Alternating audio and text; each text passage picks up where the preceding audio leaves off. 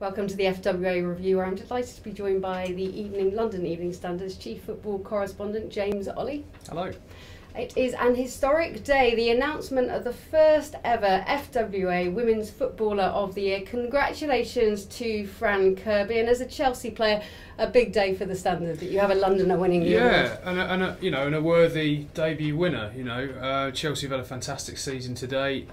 Fran's been an essential part of that. They're obviously top of the league. They're in the FA Cup final. They've got a Champions League semi-final to come, and I think you'd be hard pushed to find a better winner. Not just a fantastic and skillful player in front of goal, but the sort of player that Pep Guardiola would like as well. An absolute workhorse, sticks back, and actually defenders hate her, but also she stops them coming forward as well. Useful at both ends of the pitch. We know that in the men's game as well. They're very hard to find in the men's game and the women's game, players who are useful at both ends of the pitch, and Fran's certainly one of those. And very much a part of Neville's England squad, so much so that he's basing pretty much his play through her, isn't he? Yeah, absolutely, and we saw that in the She Believes Cup, and I think we'll see it more going forward.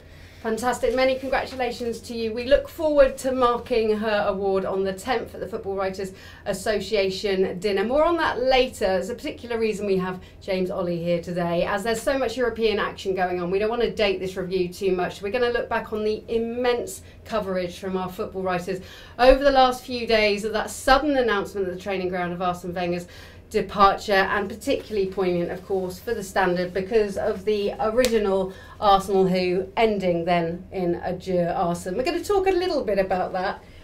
Did that billboard, or was it an article? Does anyone at the Evening Standard even really know? It's a bit of an apocryphal tale, but basically there was an Arsene Who billboard. It didn't ever appeared in the paper, but the billboard that advertised the papers around London and that evening said Arsene Who, and I think it, to be fair, reflected the mood at the time that this was a guy who'd come in obviously from Japan, relatively unknown in Europe, particularly in England. And there was a degree of scepticism around just how long he'd last. I don't think there was a single person alive who thought it would be 22 years. And how has your mood and the coverage descended or changed over the days from, of course, the Wenger out brigade and the poison, and we'll come to that more later, to where we are right now today? Well, it's been a difficult situation, I think, for a number of years. That I think everybody hugely respects Arsene and the job that he's done, and nobody can really argue the legacy that he's left on one of the biggest clubs in London, one of the biggest clubs in Europe.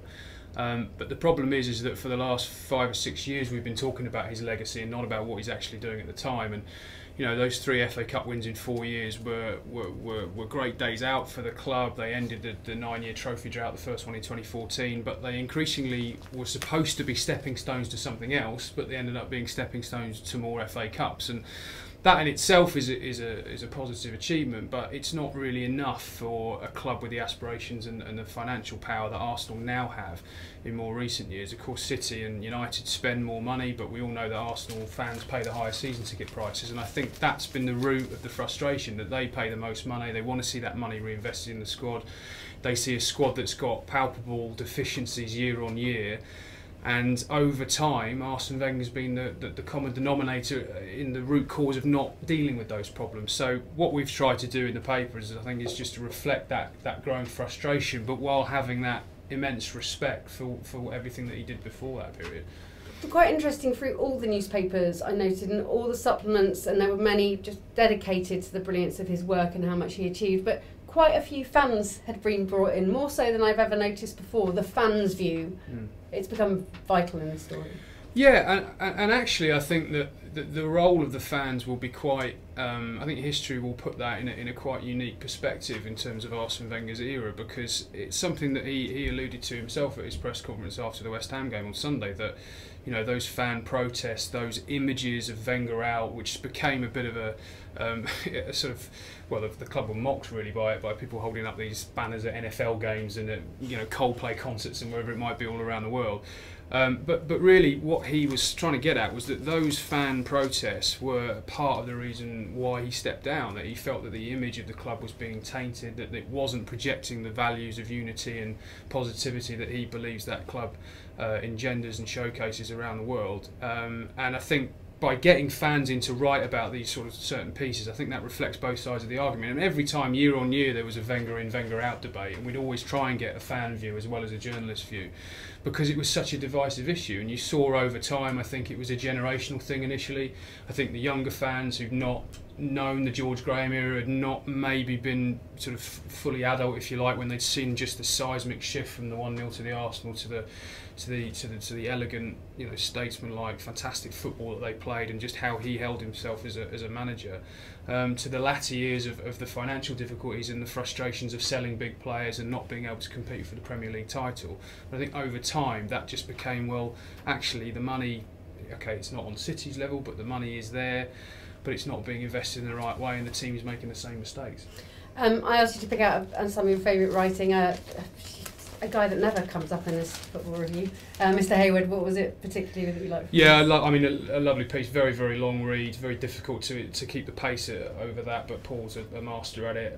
I think, he calls Arsene Wenger there the last of the statesman managers, and I think that encapsulates it perfectly, because, you know, we're moving into a different era now of management. You know, Sir Alex Ferguson obviously was the penultimate manager of this statesman-like era, and with Arsene goes this idea that the buck always stops with the manager. I think it's been a really fascinating aspect of what Arsenal have been doing in the last sort of 18 months, is that they've been transitioning away from that statesman era while the statesman's still there. And I think they feel that they've now got an infrastructure in place that will help the new man come in and adapt, but it just drags Arsenal into this modern day era of having a director of football, although he's not technically called that. Arsene Elliott's a head of football relations, but they have those kind of department heads that all report into a head coach, as opposed to one man who makes all the decisions. Henry Winter too, talking about the hinterland of Arsene Wenger's career, but also the influence and the vision he had, not just in football, but even around society, picking out that he'd supported an autism awareness charity day, and focused that actually people with autism could be used so successfully in industry. I mean, that kind of vision wasn't just for the game. Well, he was always very grateful, gracious with his time. I remember the FWA live event. He dropped a lot of things at the last minute to go and speak at that. I'm involved with the London Football Awards, and a couple of years ago he was given the Outstanding Contribution Award, and a lot of people of his level could come in, say hello, pick the award and walk out, but he made a point of staying. He had a quick bite to eat. He shook a few hands. And then I saw him the next day at the training ground, and he came over to me and he asked me how much money was raised. And he's somebody who's invested in people and invested in the human emotion, the human experience, and human development. You speak to players who've played under him, and they talk about the impact that he's had on their whole lives and how they live after football. He doesn't make footballers; he makes human beings. Some really nice anecdotes from Amy Lawrence as well, who of course has written extensively throughout her career on Arsenal and a particular generation. But she said the lovely writing and talking about how he first drew up alongside Highbury at Avenel Road and said, "Where's the stadium?" Yeah. But then he would, for reasons of nostalgia, go out of his way and drive past it occasionally on his way to matches to still see it. And she says that although in the hinterland of his career it hasn't gone as well as he would have liked to end his career, he'll be remembered like Matt Busby is remembered for Manchester United, etc. Yeah, and that's it. I think, with Amy's piece and Henry's piece as well, they both had to. It's a difficult balance to strike, and they both do it brilliantly. That you have to reflect the latter day issues while kind of assessing that in his wider legacy and where that sits. Is it better to burn out than fade away? That was always the argument with him. Is he carrying on too long? But I think as time passes, and we're seeing it already really just in the last few days since the announcement was made, that people are suddenly, there's positivity. I would say there were probably 5,000 people more in the ground on Sunday just purely off the back of that announcement. People now want to take this opportunity, rather than to protest and call for change, to actually reflect on the seismic shift that he's had on that club. Number of supplements we just seen from Amy as well, Ian Wright and Bob Wilson talking affectionately. Neil Ashman saying not one of the greats. Is that fair? Well, I can understand. I mean, it's a controversial opinion. I can understand where he's coming from the point of view that if you put him in the category of Sir Alex Ferguson, well, Fergie's won 10 more Premier League titles, so are they equals? I mean, you could argue, I think, in terms of the overall impact they've had on a single club and English football as a whole, you can argue that, certainly. But in terms of winning things, in terms of winning trophies, you know, the bottom line is, as Neil argues, is that he went 9 years without winning anything. There aren't many managers who would really get away with that at a top club. Other than FA Cups. No, it was 9 years, 2005 to 2014. They didn't win anything, and the FA Cups became, well, yes, okay, you've ended a trophy drought, but what about the trophies that really matter to Arsenal? What about getting back to the summit, which is, of course, where Arsenal took them to originally? A really nice article as well, just to indulge the nostalgia from Matt Dickinson about the Wenger, the Ferguson, and they'll be fondly remembered for decades to come, won't they? Yeah, and I mean that, you know, I think we're going to have to wait a long time to see a rivalry with that intensity. Pep, Jose. Are they going to be around for 10 years together in the same club? I mean, that rivalry's got everything in theory, but these two, I mean, they didn't like each other, but they grew to respect each other over time, and it's a nice story arc. You know, in the latter years, they became friends when they've been very, very fierce enemies. Take us now to the day at the Emirates. I was at Wembley and I was running around doing pre-matches, coming upstairs at the start of the game, and I was waiting to see this amazing mass show of affection, and I blinked. What do you think was the reason behind, I mean, fans struggle to rekindle their love. Why was there this, describe it to us. I think that it was reflective of a number of factors. I think firstly, the disconnect between the fans and the club is so deep rooted that the man at the centre of it announcing that he's leaving is not going to just make that evaporate overnight. I think, as I said earlier, I think a few thousand people more came simply because the two previous Sundays that Arsenal played at home against Stoke and Southampton, it was much more sparse, the Emirates crowd, than that. I think also, in fairness to the fans, it wasn't as if the club had done anything necessarily. We're going to see that with the Burnley game, particularly the last home game, and probably a little bit around the Atletico Madrid game later this week.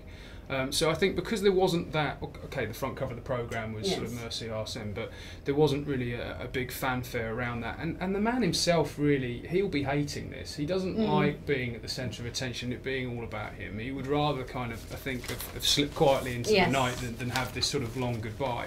But I do think it is symptomatic of the fact that, you know, that game actually was a microcosm of kind of why he's going, because they struggled for long periods. He was playing quite a strong side, a stronger side than he has done in the Premier League of late, and yet they really struggled to break West Ham down, and they only really got ahead because of a poor mistake from Declan Rice, and then they scored a couple of goals late on as West Ham's resistance was ended, and then suddenly everyone's singing "There's only one Arsene Wenger," and I thought it was very significant that there wasn't a proper chant. A few pockets tried to get it going at the start of the game, but there wasn't a proper full-on chant of "There's only one Arsene Wenger" until the 59th minute. And I think it's because there's still this kind of quiet acceptance that while we want to pay our respects and say thank you for everything you've done, this is very much the right decision and maybe could have been taken a little bit earlier. That's what a lot of the fans would argue.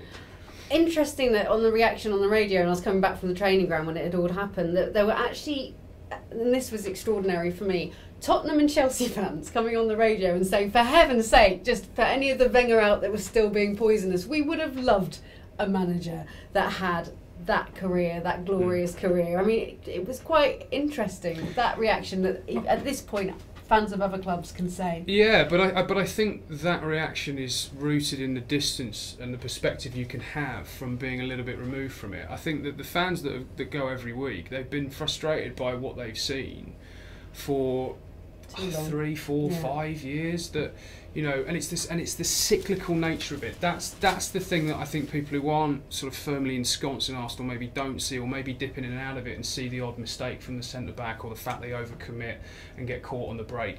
These mistakes have been happening for years, and I think the issue has been that Arsene's not brought anyone in to challenge him enough, to have some fresh ideas, to maybe just mix things up in terms of the training. Everything that he did at the start, this is the thing, it was almost as if you need to revolutionise the revolutionary, you know, that he'd taken the club so far and injected his heart and soul into it that he just needed, a bit like Fergie had towards the end of his career with, well, not even towards the end really, with Carlos Queiroz and Steve McLaren, Brian Kidd, those number twos who came in and just mixed it up, gave the players a different voice to listen to, gave the fans something else to look at in terms of, you know, the tactical approach and everything else, and that was the root of the frustration. But nothing can take away from just how dignified I think he's been through the whole process, the pressure he's taken, and that club are going to miss him when he goes, because he is a lightning rod for all of the criticism. And if the new manager comes in and he's under a bit of pressure, well, I think Stan Kroenke's going to be starting to get a bit more. I think Ivan Gazidis is going to be starting to get a bit more. And fans will look at the other guys who've been making these decisions and not just put it all on Arsene Wenger.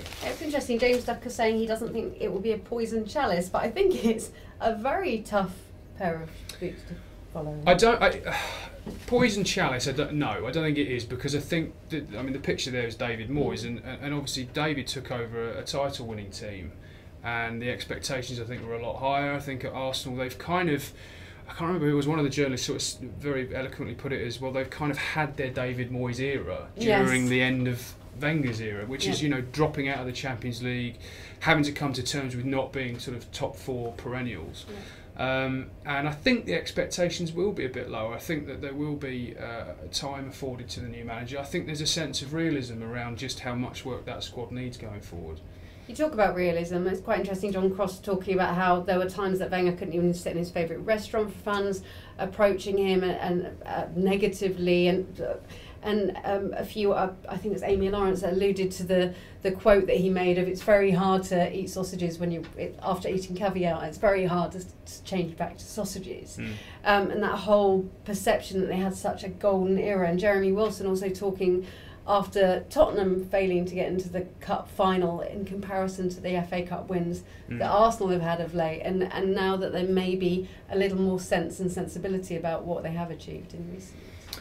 Yeah, well, I mean, it's difficult because Tottenham are a better team at the moment, but they've won less. And so how you contextualise that comes down to your interpretation of just how far they can go under Pochettino. Are they still on an upward curve and they're going to get better, or are they actually reaching a point where, you know, I think in Pochettino's case, presuming that he stays next season, you've got a situation where actually his decisions are going to be scrutinised a lot closer. If you look at what happened against Juventus in the Champions League, tactically Allegri makes a switch and suddenly they're caught out. I think you have to question his team selection against Manchester United in the semi-final. Toby Alderweireld, I know, has got this ongoing contract issue, but seems a waste of talent. Not playing him at centre half and not playing Hugo Lloris, your best goalkeeper in the semi-final, it invites criticism. And he's got so much goodwill built up, Pochettino, that at the moment he's avoiding a lot of that. But I think that will start to turn. I think, you know, Arsene was obviously at the other end of the spectrum, that he'd been there so long, and we kind of, you know, the sort of narrative had almost run its course, that when the team does fail, it just falls on, well, we need to change the manager.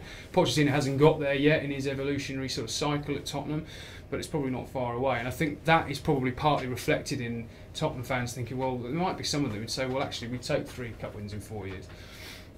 I'm going to race through Arsene because we could probably talk about him all day.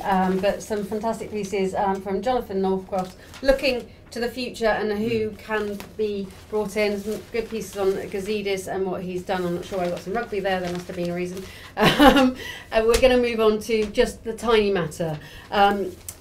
How is this genius, controversially grabbed this one, but how is this genius not Player of the Year? Many, many congratulations to Mo Salah for being PFA Player of the Year. But now this is the big debate. Who do you vote for on the night that will be awarded? The deadline for the FWA Football Writers Association votes is April the 30th at midnight. Will be announced on the 1st. Which way are you leaning and why? I'm deliberately leaving it as late as possible. I haven't voted yet. My argument for this is always that I think the player that makes the biggest difference in the team that wins the title should get it. And for that fact, I think Kevin De Bruyne will probably get my vote. But then, you know, Mo Salah's had such a freakishly good season. I mean, what he's done is phenomenal. I think the one thing I would say is that I think Salah, and I mean this in the most positive way, is more of a highlights player. I think if you watch Kevin De Bruyne live, the way that he can control a game, you might not, you know, some of his movements, some of the way he picks the ball up on the half turn, some of the passing, some of the way he just keeps that team ticking over, especially when he plays a little bit deeper. You wouldn't necessarily see that on Match of the Day. So Mo Salah is fantastic in front of goal, but on the ball, away from the... Yeah, well, Mo Salah's had an incredible season. He's scored goals of every type. You know, he would be a worthy winner of both awards if he wins the Football of the Year award as well. I just feel that we've not seen a player in English football in the last few years quite as good as De Bruyne, quite as versatile, and just as intelligent as him on the ball. See, remarkably, I normally sway towards the individual that's had the greatest impact on a team if they haven't won the title, because I almost think a title-winning side has this great collective that's almost easier to be a brilliant goal scorer, etc. And if there's a team that you're making a greater impact for, if you like Mo Salah or Harry Kane, although that's now a very strong team, but when it wasn't as strong, he made such a difference, I would opt for. But there is Kevin De Bruyne is such a brilliant player where every moment he touches the ball, and it's hard not to recognise that. So it's such a, I cannot call it yet. I think also that just the way that the timing of the voting's come up, that City have kind of had the title in the bag since November or December. You kind of, it's easy to forget just how good they were and how good they had to be to go so far clear, that we've all kind of treated the title as a foregone conclusion for the last 2, 3, 4 months. But I don't think that should detract from what got them there, which is the sumptuous football that they've played for the vast majority of the season. It's the dilemma. The days and the matches are ticking down. Remind you, the deadline for your vote is the 30th of April at midnight. And another big event coming up for us is the Midlands Writers' Dinner has come back. That's on the 2nd of May. So if you're planning to get to that, do. If you didn't know about it, put it in your diary and go. Well done to all those that have got that back up and running. A really good sign for the future. And join us next week when we're discussing more about the FWA Player of the Year. Bye-bye.